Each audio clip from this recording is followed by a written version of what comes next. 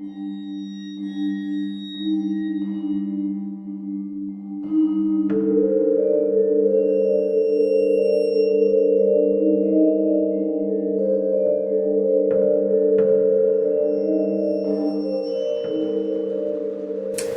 hello, and welcome to Al Dente Rigamortis. I'm Review Cultist. And I'm Mikey. The E stands for evil. And we're here to discuss those internet stories most creepy and most pasta. Tonight we have Fleshgate. So for those of you just tuning in, creepypastas are short internet stories that get copied and pasted across the internet, whether it be on forums, Reddit No Sleep, Wikipedia sites, 4chan threads. Go Google it. And yeah, we're doing Fleshgate tonight. And I'm not going to lie, I chose this one initially because of the name. Because it was like, I was like, this has got to be either a good pasta or a silly pasta with that name. And then I found out about halfway through what exactly the genre of creepypasta I was reading. It's by Imperial Invective on creepypasta.wiki.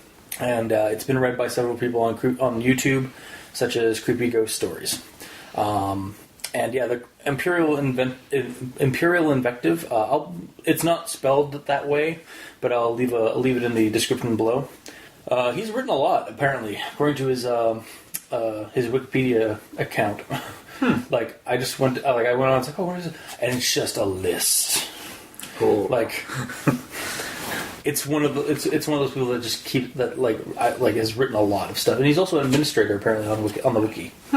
So, well, that his goals aligned, I guess. Yeah.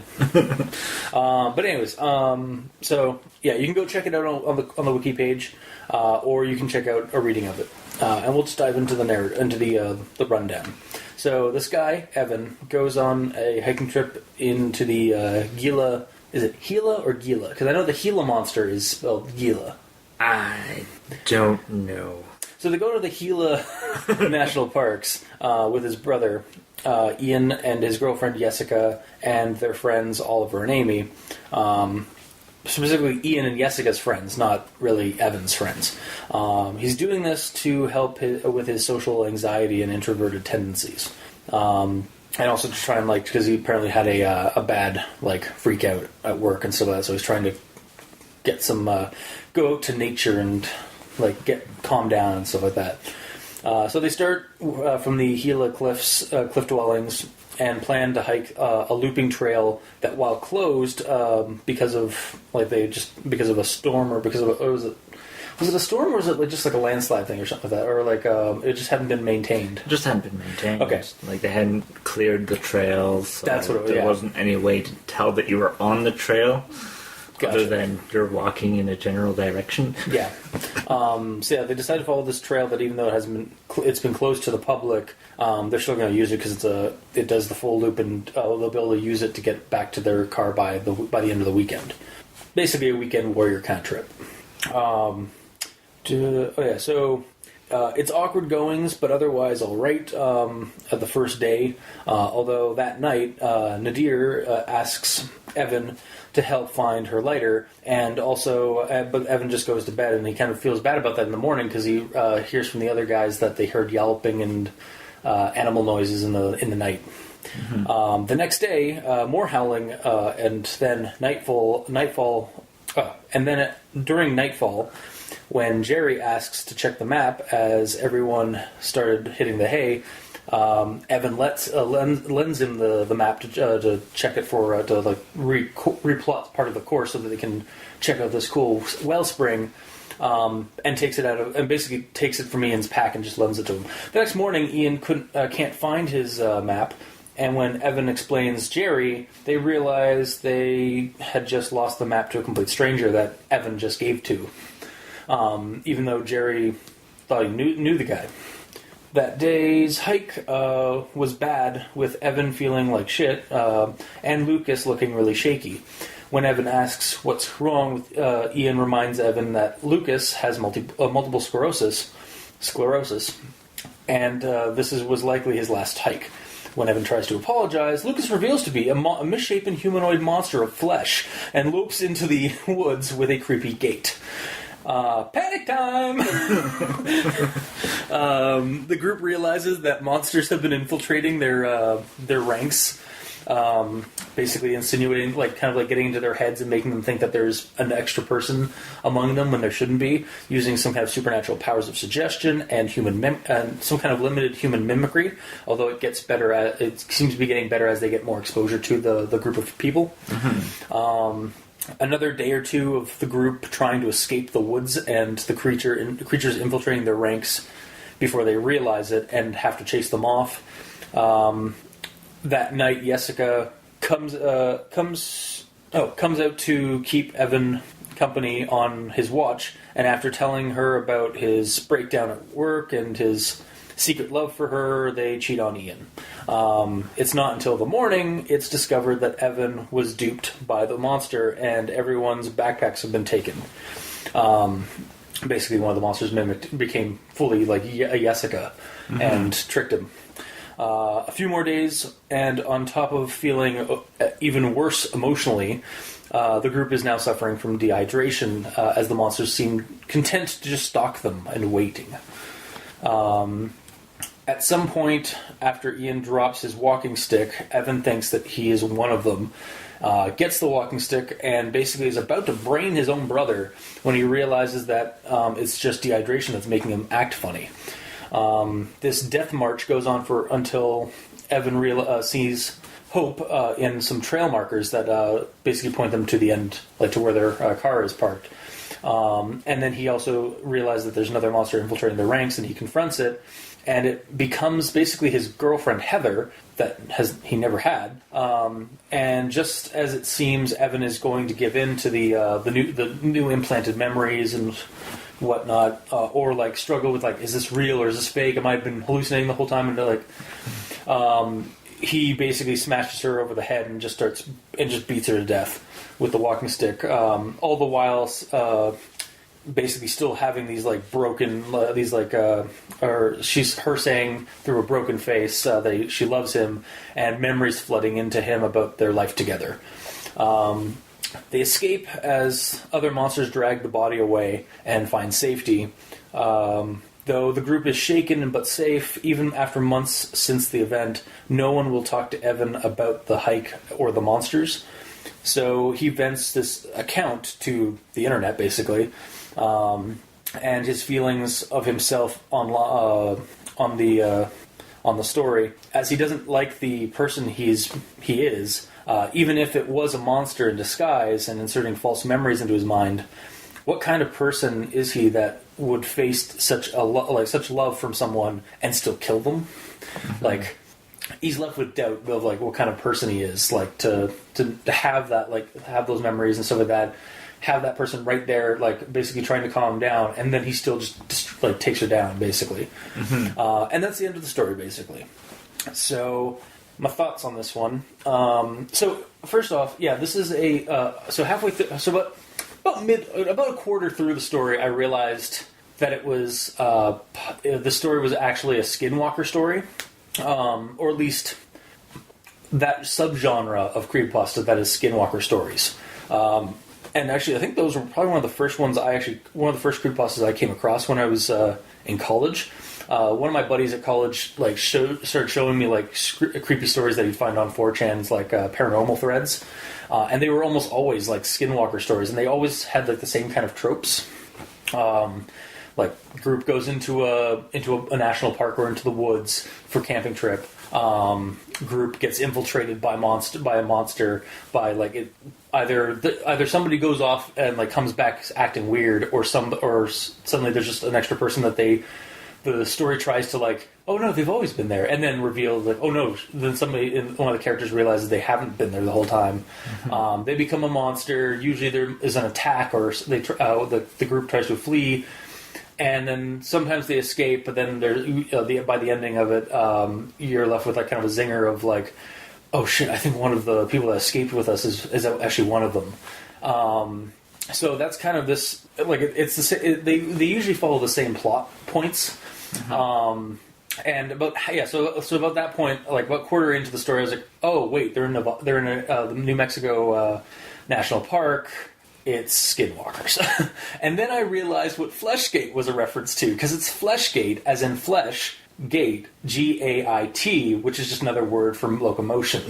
And I was like, oh. And actually, privy to this recording, I actually did talk to my buddy from college who's into like the more of the spoopy stories you get online with Skinwalker stuff, or like paranormal like more like kind of rooted like in like actual legend stuff, which is kind of where Skinwalker creepypastas come from. They actually come from the Native American folklore of Skinwalkers.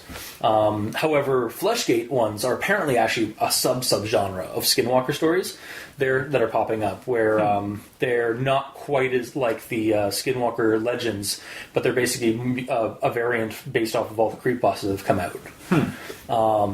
So yeah, that, and as far as I also did some other research, because I realized, at least back when I was in college and like first like finding out about creepypastas, that there were a lot of Skinwalker stories, and I went on like Reddit and stuff like that, and I found like there's like whole like sections, like whole like like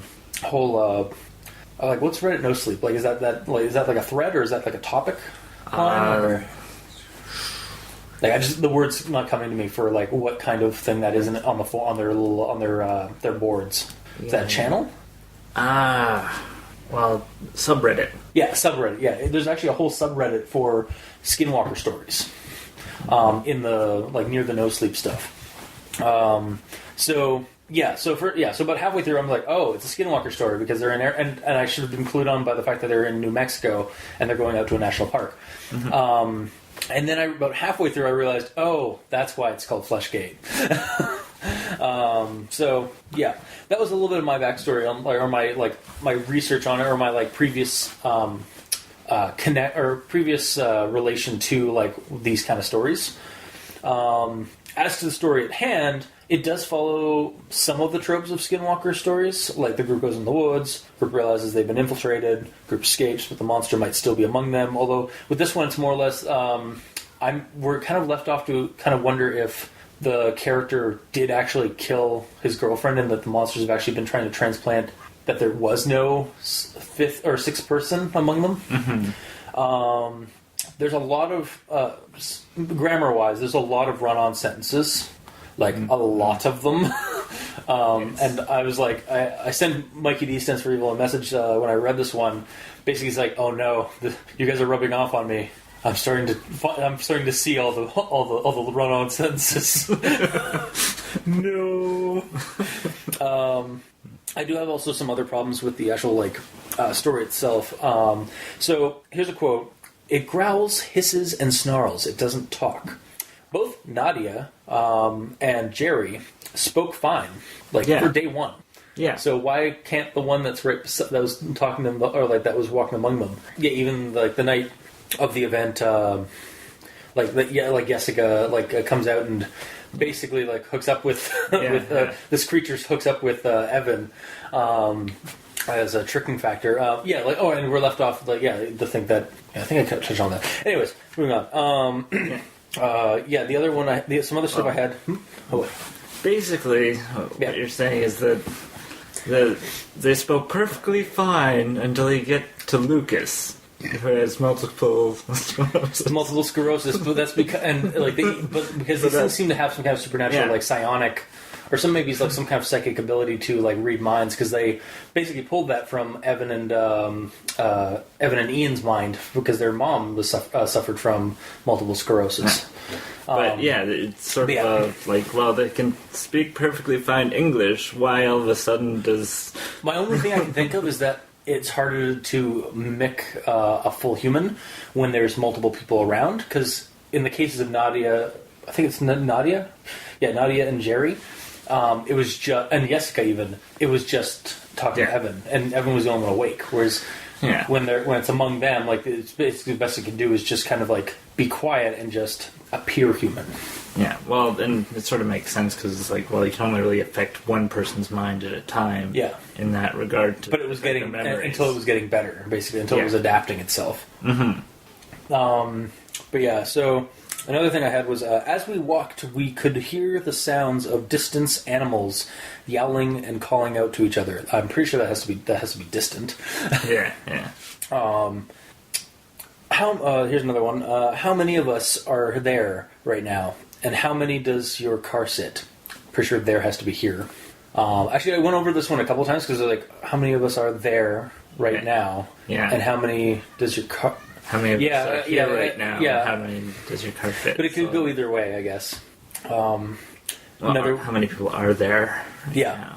Are there right now, and how many? Yeah, I guess it could go either way. It's just kind of a weird. It just a little bit clunky. Yeah.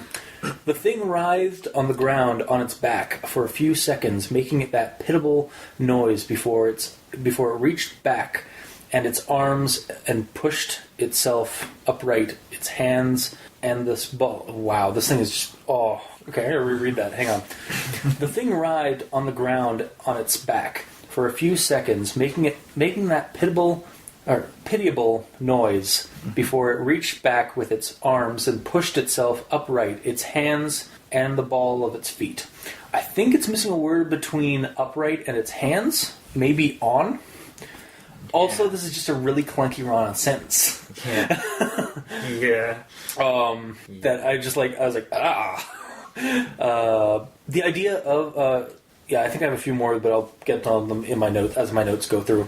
Because I basically, like, as I was reading the story, I was taking down notes, basically, for this one. Mm-hmm. The idea of these supernatural entities being wrong and creepy physically because of their human diet, and using the mad cow or cannibalism symptoms, is a really neat idea to me. Like, helps kind of give some grounding to the supernatural reason, the supernatural creepiness. Like, they have this supernatural ability of like the psychic abilities, because they need to eat, or basically that's how they like stalk their prey. But they're actually like deformed and misshapen further because of their diet, and they act like victims of mad cow or cannibalism. Mm-hmm. Like when cannibals eat human brain or even human meat, eventually you start getting like the shakes and shivers, basically. Mm-hmm. So I liked that, like, they kind of gave some grounding to, like, some monster ecology, basically, that was grounded in semi-real life. It helped to, like, ground the rest of this fantastical supernatural event. The whole Jessica at night trap, I saw a mile away, as I read the events going on, and yet I really enjoyed reading it still. Like, it's that moment I get when I read, or when I watch a horror movie, and there's something that the character obviously is, or like her character should know, but you're just not seeing. But as an audience, you know that person or that thing is that character's getting duped by the monster or is going to die soon, and so you're just like enjoying the ride as it just goes headlong into its own doom. Mm-hmm. That's kind of what I got. So I kind of still, even though I saw it coming a mile away, I still enjoyed the read of it because it was that kind of creepy, not quite creepy, but like that moment in a horror story where you know more stuff about the event that's going on than the character does. Yeah. When Oliver catches up to Evan and notify him about the infiltrator, this came to my head. I know this Evan is the main character of the story, but in the story he's not the leader of this group like his brother Ian is. So. And Evan's been fucking up the whole time in terms of like losing the map and failing on his watch, and like Oliver even yells at has an argument to him to the point where Evan starts crying. Mm-hmm. So why would Oliver go to him to tell him about the monster? Like I could see it like Evan sees Oliver go up to Ian and whisper something that he can't hear, and then Ian reacts to finds the monster, and that's how it would play out. But it just seemed kind of weird that Evan is getting the information to take care of it, when he's not the leader of the pack, as it were. Yeah, basically, yeah. Something I didn't see coming all that much was the first time they realize that it's among their ranks and they have to chase it off. Ian goes after it with this walking stick and kind of comes back a little bit later, doesn't say anything about the event, and then it just goes on. And so from that point on, I was thinking that he had been replaced. Mm-hmm. But then at the end, when we get when he's about to get his brained basically by his brother, and then he realizes it's his brother's fine. Mm-hmm. I was like, oh. so that's a red herring. Good job, guys. I was expecting you to basically like have it turn out that Ian was one of the monsters the whole time, or had been replaced like a body snatcher. But it didn't happen, and I was also really happy that he didn't die. Like he did, because I would have expected it. Like I was like kind of like I was reading as I was reading it. I was like, oh god, don't kill him, because I was also at that point I was also, oh shit, no, he's human. Ian or Evan's gonna fuck up here and kill his brother, and it's like I don't really want his brother. For some reason, like in my back of my mind, as I was reading, I was like, I didn't want Ian to die. So I was kind of happy that like the author like refrained from actually killing the brother and instead like had that what if moment, like that kind of like uneasy, like uncertainty moment with Heather. Like at the end, it kind of made the end of the story a little bit better for me. Yeah, and in fact, at the beginning, I got the impression everyone in this story was dead except for Evan because of the way he had written it at the beginning. Like he said, like basically, like he's like lost all his friends and stuff like that. But it wasn't until the end I realized that what he was talking about was the friends that were memories, that were false memories and stuff. Because basically, yeah, at the end, like, and again, like it's one of those things where like.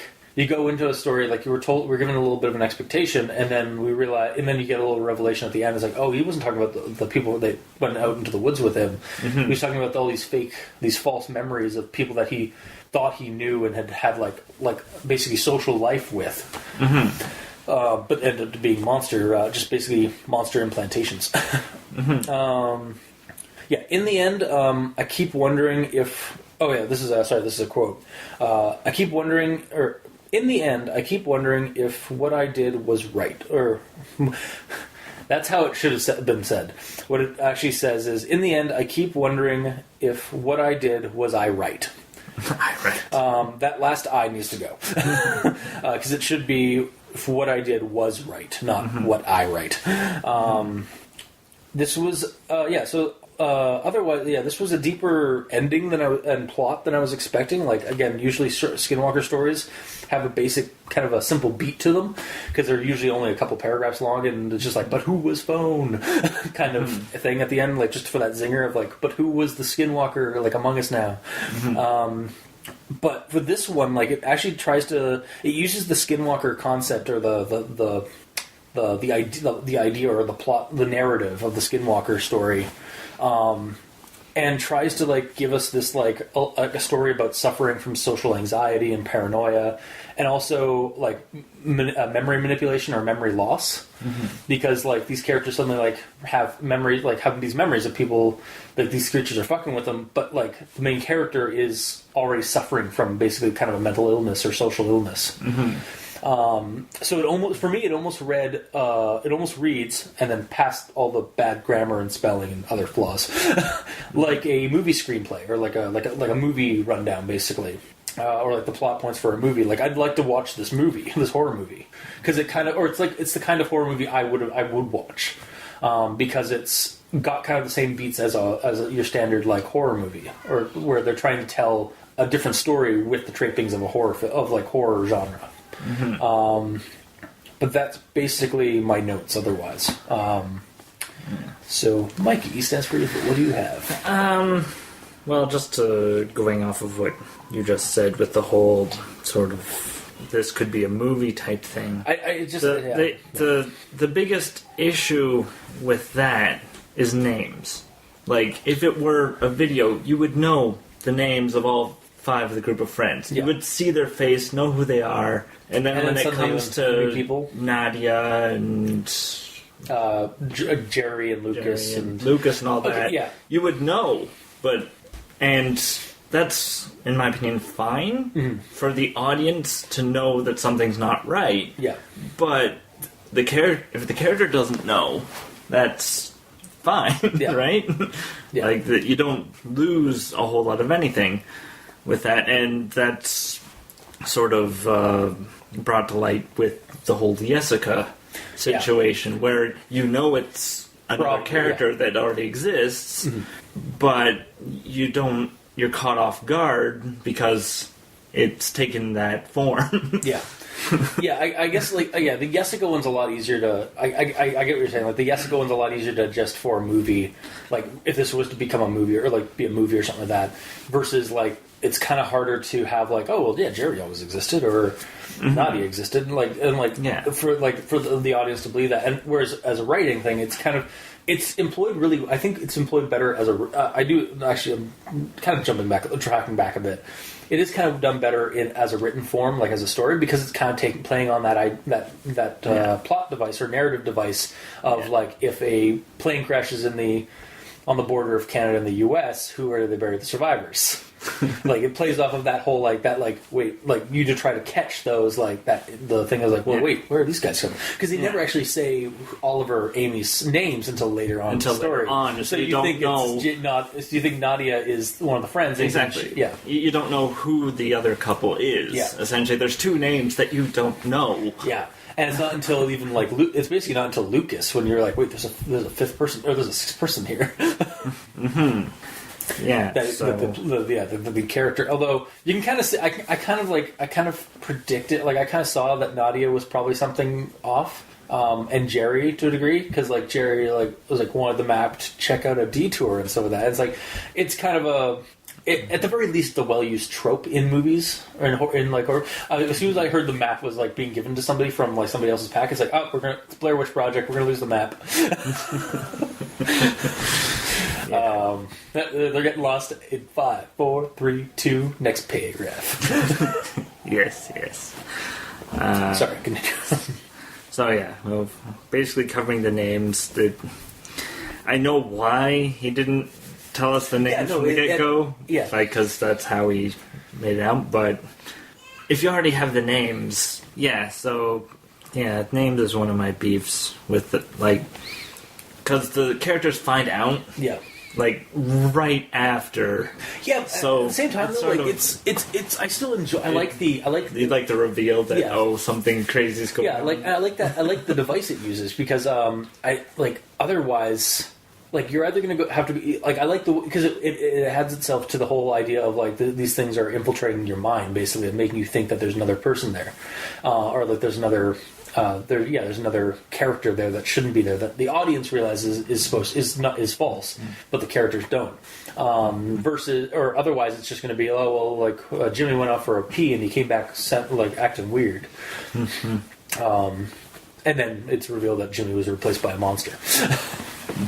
But I mean, I can also see why it wouldn't be why you wouldn't like it. So. Yeah. Well, it's kind of a quick reveal, but like at the same time, like it's kind of like just like how else how long do you want that to be prolonged?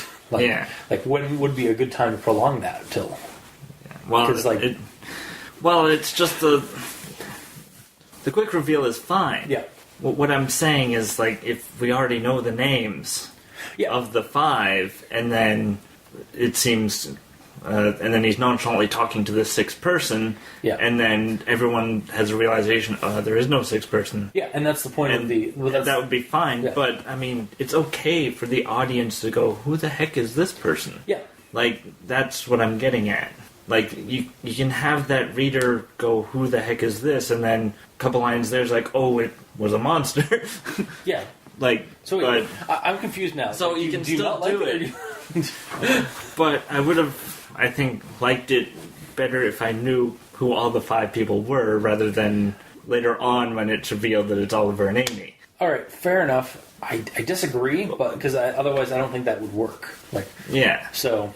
It would basically be the same issue of why this may not work in a movie. Yeah, is because we know those characters already. So where are these other people coming from? Like maybe you could do it like, oh well, the character maybe it's mentioned that the character suffers from some kind of like hallucinatory thing, or something like that, where they think they see somebody or something like that. Yeah, I don't know. Anyway, sorry. It really, I guess it's a matter of opinion, basically. Yeah, it's just something that annoyed me at the beginning, and then I see it being used, and I understand why they did it. Okay, yeah. It just... All right. It's kind of like with me with the... there was one... I think I said it earlier. There was something that I wasn't sure about, and then I realized at the end... Oh, yeah, it was the... It was him talking about his friends Yeah. that he had lost, Yeah. and me thinking it was the people on the trip. And I was like, actually, halfway through the story, like about 3/4 of the story, I was like, why hasn't anybody died yet? Yeah. And then at the end, it's revealed. Oh, that's why, because he meant. And that was a good reveal. Yeah. Like that, you're led one way at the beginning, and then it goes another way. Yeah, and it's the same thing with the brother. Like you also saw it. By the sounds of it, like when the brother went off and like chased the monster, and you're like, oh, he's coming back as a monster. Yes. Yeah. Sorry. Yeah. At one point, the protagonist complains about being a fifth wheel. Yeah. And makes a comment about the fifth-wheeled cars from the 50s. Yeah. I actually looked up a video on YouTube that was literally named five-wheeled cars in the 50s. Oh my god. And it was pretty badass. I must say. I had to have a look at that afterward. I did not. I kind of just like, okay, yeah, you're using an interesting analogy for like the whole third wheel is bad, the fifth wheel is even worse, kind of Yeah, thing. but like I understand where he's going, but at the same time, a fifth wheel was pretty. The designs are kind of badass, guys. They shouldn't have died out in the 50s. I know. I can just imagine what you could do with that fifth wheel. Nice. Make parking a breeze. Really? Yeah. All right, we'll take a look at that when we're done. Also, you, the audience, check out that YouTube channel. I'll leave a link in the description below. Okay. Well, onwards. Yes. So this is something that I found, which is basically it needed a semicolon. The sentence started with "it," and the previous sentence explained what it is, but we're already on a new sentence. Yeah. So the example I have is, the path up to the mesa was agonizing for me, period. It seemed to never stop climbing up, and there was almost no shade to keep the sun from beating down on us. Yeah. So, very simple. Wow, that was actually like, that's one of the few times when the story did not actually like turn that into a run-on sentence. Yeah. Wow. It had like, two sentences, but there should have been a semicolon instead of a period. Yeah. And there's another example of it where he ends the paragraph with the subject and then starts a new paragraph with it. Like, at this point, he's not referring to the monster, so it hasn't been defined as the monster, right? Yeah. So it goes like this. So the end of the paragraph, at this point, a small part of me whispered something that has stuck with me to this very day. And then start the next paragraph. It intimated that they never really wanted me to come out. Oh yeah, that was around the time. That was when you found out about the breakdown. When he starts talking about the door. Yeah. Yeah. Was that brought up? Oh, by the way, was that brought up at the beginning at all? The door? Yeah. Or was it only brought up during like when they first started telling each other like awkward moments or something like that around the campfire, and then he like brings up the door, and I was like, I didn't go back and read the first couple of paragraphs, but I was like, wait, what's this door? Like, Yeah, because yeah. he kind of just mentions it like as if we already know about the door. Yeah. Well, But then we get it later, so it kind of makes it okay. He basically, when they're around the campfire, they're going over the awkwardness of the most awkward moment. Yeah. And he basically lies, not telling them about the door incident. Not telling about a true awkward moment that he had, because it's kind of because it sounded like, I mean, he probably would have ended up bawling his eyes out because he would have basically told them a like pretty sad and like honestly, but at the same time, like I feel like if he had told them, basically all the drama at the halfway point of the story would have been over because he's already told them everything. But that's again that's one of his many flaws as a character, and that's what makes him interesting, is that he was like he can't bring himself to tell the truth, reveal something like to such a large group because he has anxiety issues and paranoia. Mm-hmm. Yeah. So it's sort of the situation where, well, the door is essentially, do I be social or do I not be social? Yeah. And he has social anxiety, so he doesn't be social. Yeah, so he just walks away and then he starts freaking out Or it starts basically guilt tripping himself. Yeah. God damn it. Somebody's still here? Yep. I saw them walk by. Oh, really? Oh, and they're gone. Oh, okay. Flush grenades, they're all over us. So, where was I? Anyway, this sentence confused me a moment. I had to reread it. It's when we have Lucas. Yeah. So, Lucas growled at me the instant I took a step forward and dropped to a hunch position. On his hands and feet. As soon as you read that, I was like, oh, that sounds like he jumped. Was it? Yeah. Oh god, Evan was the skinwalker the whole time. Yeah, exactly. I was But like, who was phone? what's going on? yeah. There's like it's very similar to that instance I had with the it like does that crab walk, the way that the person tries to describe that crab walk, and it's like. Oh my god! Just the way that was that it's just clunky, or just it is missing like some punctuation or some words some proper words for it. Mm-hmm. And then later in the story, it's revealed that there's something walking behind them, right? Yeah. And to look at it through their peripheral vision. Yeah, because that seems to be another way you can like figure out that there's something wrong rather than because if you look directly at them, it basically gets it can glamour itself with psychic power. But it's 30 feet away. You're looking through your peripheral vision, and you can tell that it looks like it's constantly shifting and rippling like bubbling plastic. Yeah, that like 30 feet away. Like, hang on, I'm trying to like. Look through the window right next to us, and not happening at all. I would not be able to pick up that much detail. Yeah. Like that. Those are some eagle eye. Those are some eagle eye peripheral visions. Mm-hmm. Yes. Well, just think about it. 30 feet away, through peripheral vision, you can't really make out details. You can make a blob. Basically, you can make a blob. You can see like basic, like the basic. Like you can see a human being, but you can't make out exact details like that. Like again, bubbling because like that bubbling plastic is like those are small like bubbles and stuff on a person on a person's face. So like no bigger probably than like a fingertip. Yeah, essentially they should have. You'd see some kind of movement, like some kind of shifting on their face, maybe. Yeah, but that's about it. Essentially, the author should have stopped sooner because. He states, in its resting state, its facial features appeared staticky. Yeah, that would have worked. Because again, like you could see that there's something like blocking your like view of their actual face. Yeah. But like to go further and actually describe it like plastic, it just like visually it makes sense. It works, but like as a narrative thing, it doesn't make any sense like logically because humans don't have that great peripheral vision. That's why it's called peripheral vision. Yeah. And then I found a few words that I didn't know the meanings of. Oh yeah? Was one of them ersatz? Yes! That's actually, we brought that up in one of our other, I think it's ersatz, or it's either ersatz, is ersatz, have you heard of erstats?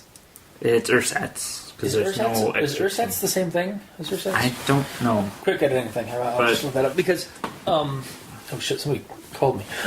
Ersatz, I believe we had in another episode, and Dr. Leviathan actually had a real kick of it because it was actually one of the few times he's ever heard it in a story, and he was really excited. But I was actually I heard that one, but I was like, I can't remember what the friggin' definition for that word is. Do you have it? Yeah, it's an artificial substance or article used to replace something natural or genuine, a substitute. Oh yeah, that was what it was then. Because that's how we described it. Yeah. So the word, it was kind of a fancy word. Yeah. But there's not a lot of them in this story. Like it was kind of so. I mean, kind of take it with a grain of salt. I mean, also like it's good to have that like to have your like a wider vocabulary. But yeah, like I as soon as I heard it, I saw it, and I was like, the only reason I knew like really what that word was or like vaguely was because we had it in the show before. And another one here is. Emaciated. You know what that is? Well, I didn't know what it meant, but it helping my vocabulary. Yeah, that was actually it's abnormal thinness caused by lack of nutrition or by disease. Yeah, it's actually like the reason I know of it through through horror movies and stuff like that, or through horror stories, but also through because that's usually how they describe hunger victims, basically, when it comes to stuff, when articles and stuff about Africa, or third world countries where people can't eat them much, they end up being emaciated. Mm-hmm. Yeah, I think that one's a little bit more common than ersatz. Yeah, but yeah, the first one that I found was maudlin. Yeah, I wasn't sure if that was a misspelling error or not. No, it's actually a word. Yeah. Okay. Here's the quote. "I'm sorry for being maudlin and bringing everyone down." Yeah. And maudlin means self-pitying or tearfully sentimental, often through drunkenness. That kind of works for that. All things considered, that actually is an accurate word for that sentence then, or for that paragraph even. Yeah. Because he's basically in sad reminiscence and also rambling a little bit at that point. So it's just all of the vocabulary has been upped a notch. Yay! And I also didn't know intimated is to indicate or make known indirectly, hint, imply, suggest. Yeah, intimated I've heard before.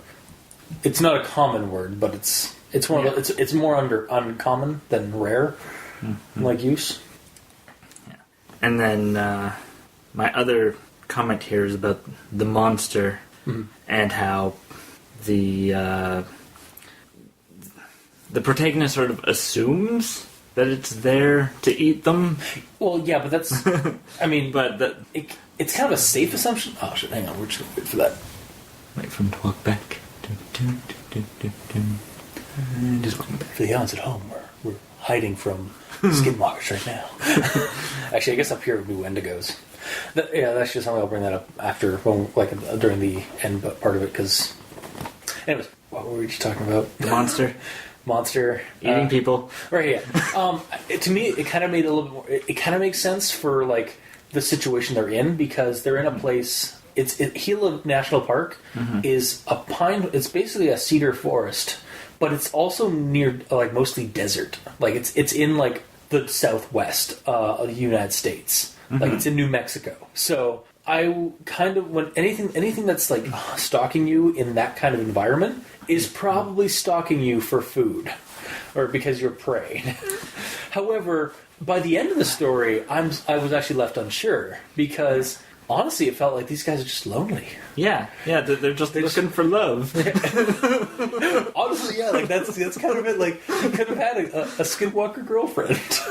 What if it's a skinwalker succubus and they feed off of love? Yeah, it's emotional, or psychic vampire kind of thing. Yeah, I don't hate that idea either. It's just because of the whole where it's situated, folklore wise.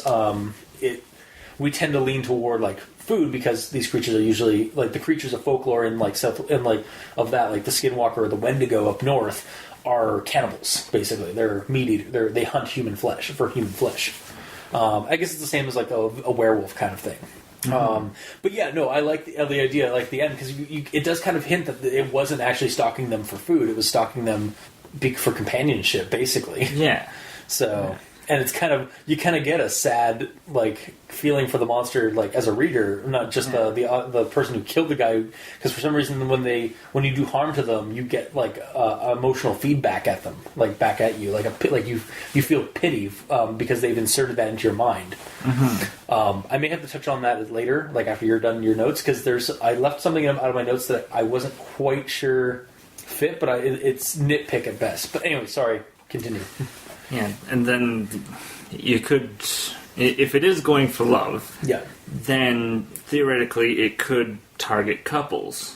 Yeah. In which case, the brother and potentially or maybe Oliver and Amy.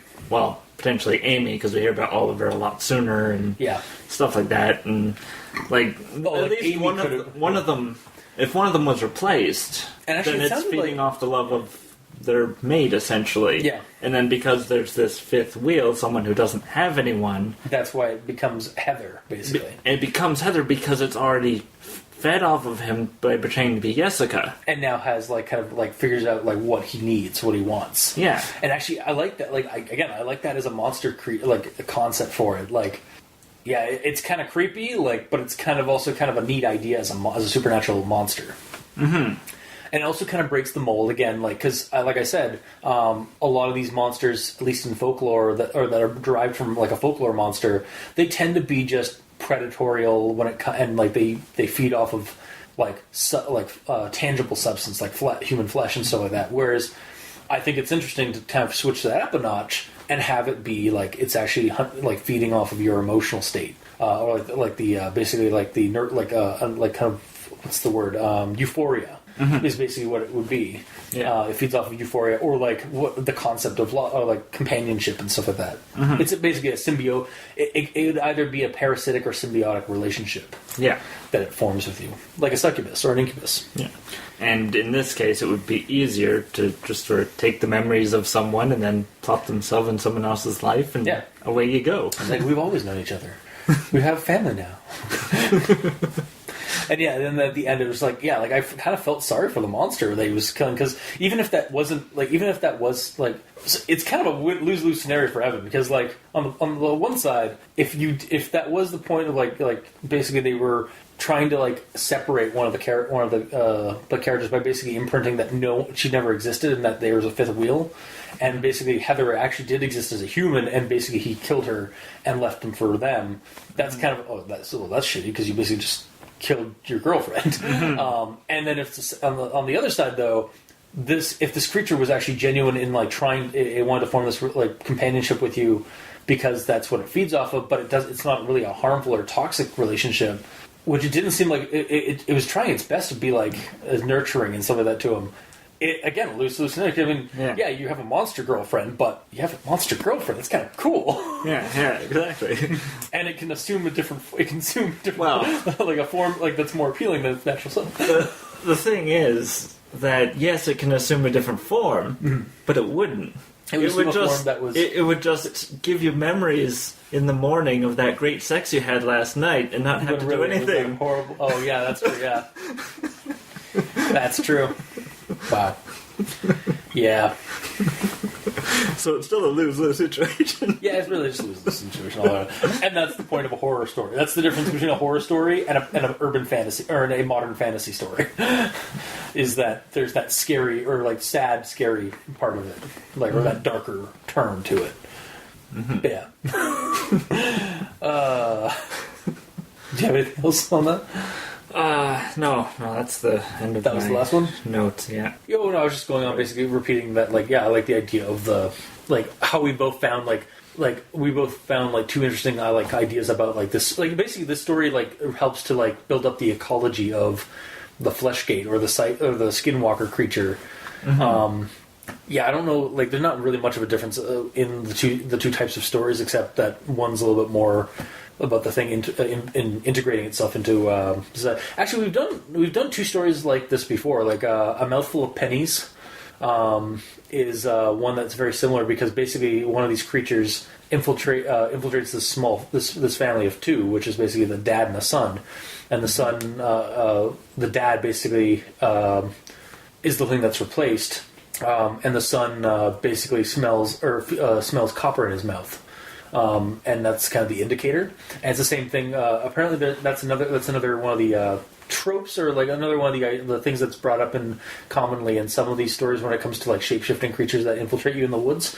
And we also did one, the Anansi Goatman story, which was basically a bunch of kids go out and like North Dakota. I want to say North Dakota or South Dakota.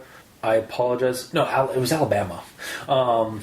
And somewhere in the Midwest, basically, or South the Midwest, and they keep realizing that there's somebody that's like, oh yeah, this guy's always been with us, or this girl's always been with us, and then like occasionally the only reason they figure it out is that I smell copper. I smell copper, like the whole like blood thing, and that's kind of one of the hinting things to it. So it's just like this is another one of those stories that kind of takes that idea, or like it's another idea for like the whole like Skinwalker creature thing. But that's actually, yeah, that's basically what I was going to say for that. I have a slight nitpick that I actually took out of my notes, but I'm going to bring it up again, regardless. If I can remember it. It was, I took it out because I realized that it kind of makes sense at the end. So there's a part of the story, like a quote in the story where, and I'm not going to do a direct quote. I'm just going to paraphrase. Basically, it's like, try to envision that moment when you, or that sound that you get when you accidentally step on your dog's tail and it lets out that horrible yelping, pitiful noise, and you feel really bad. Now, like that's kind of what it was. Except, get rid of that noise and just take the emotion that you feel from.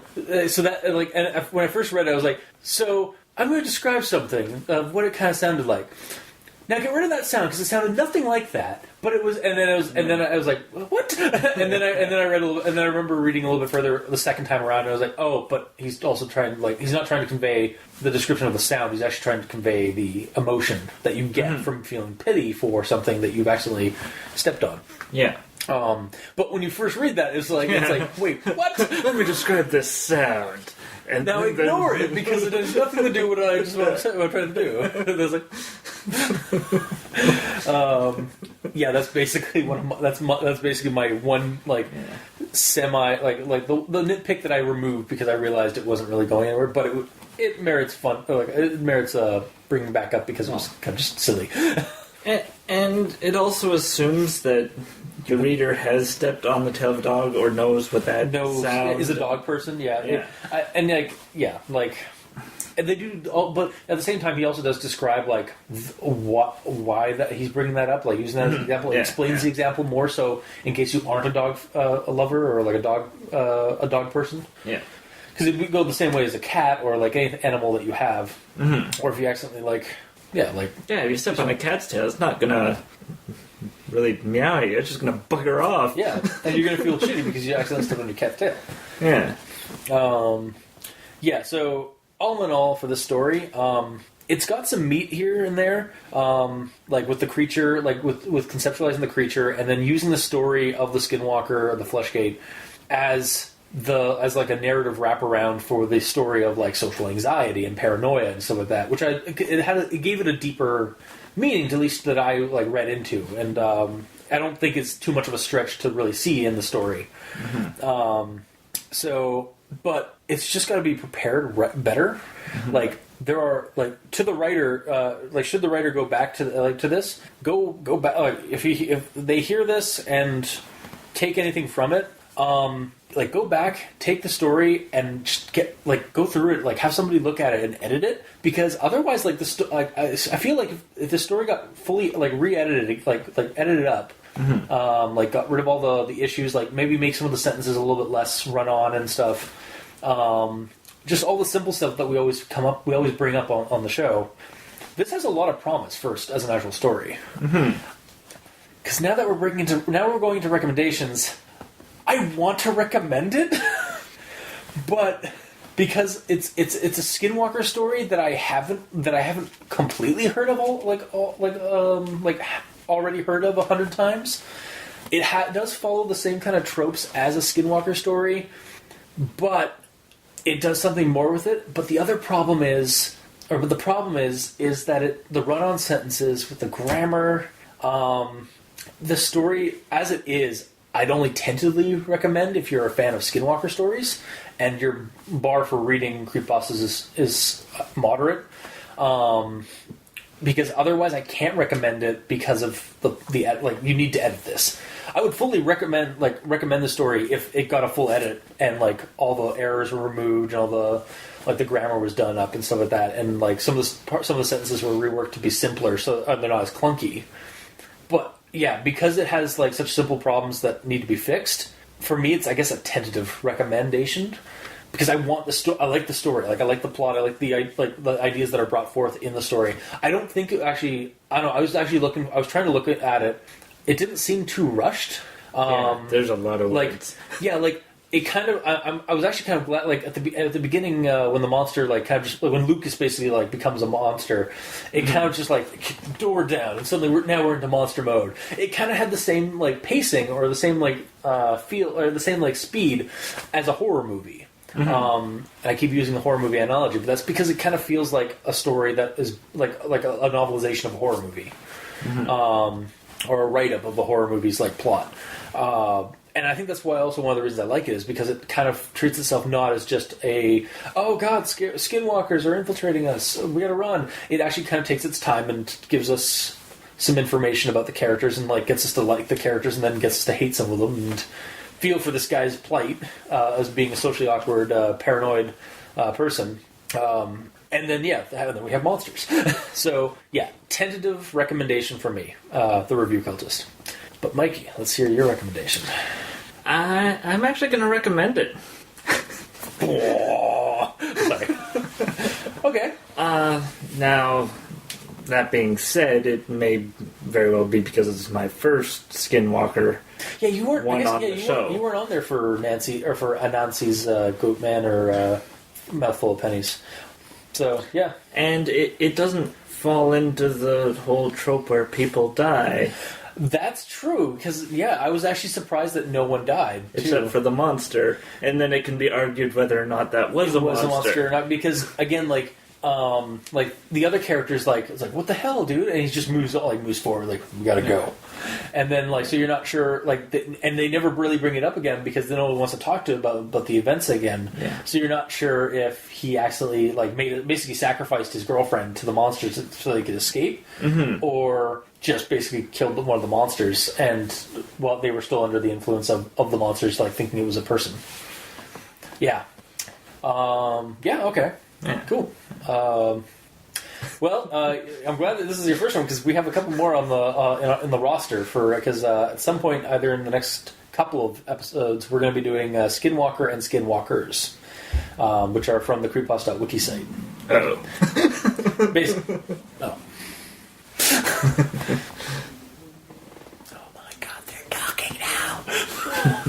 They're learning.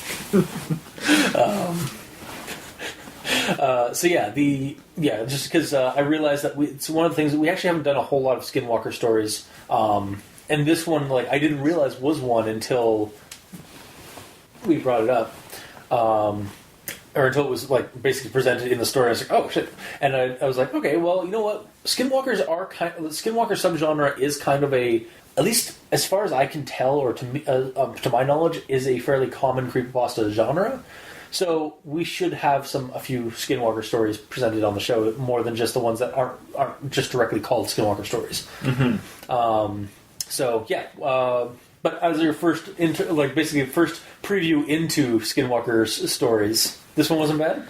Yeah, when you take all things into consideration, it was a relatively enjoyable read. Yeah.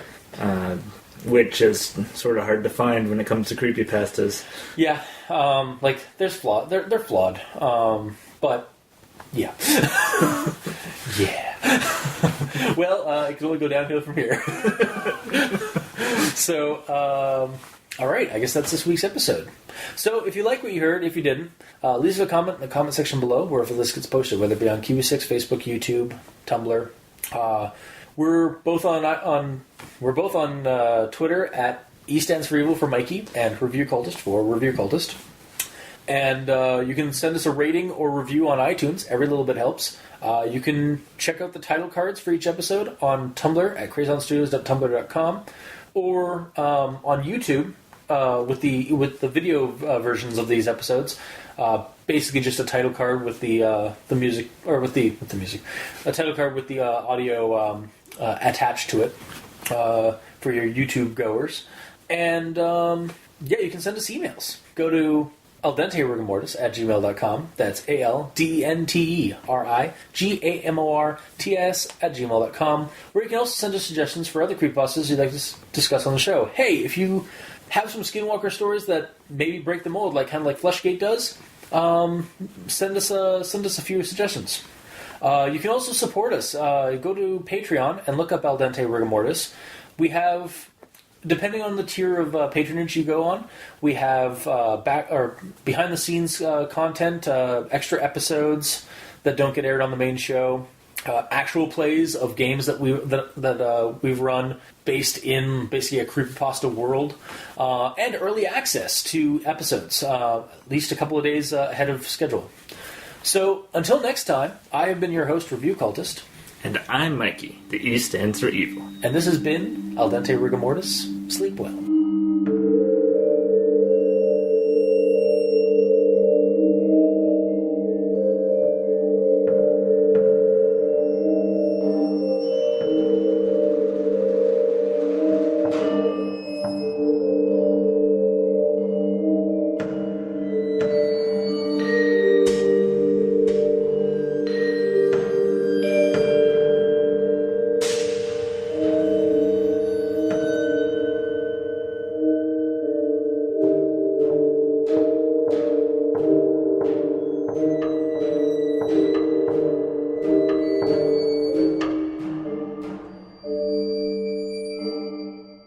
What are we talking about this week?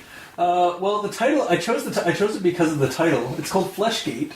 However, it's not what you think. It's actually a Skinwalker story. So it's a story about that. So let's back this up. Like, it's not exactly what you think. Fleshgate.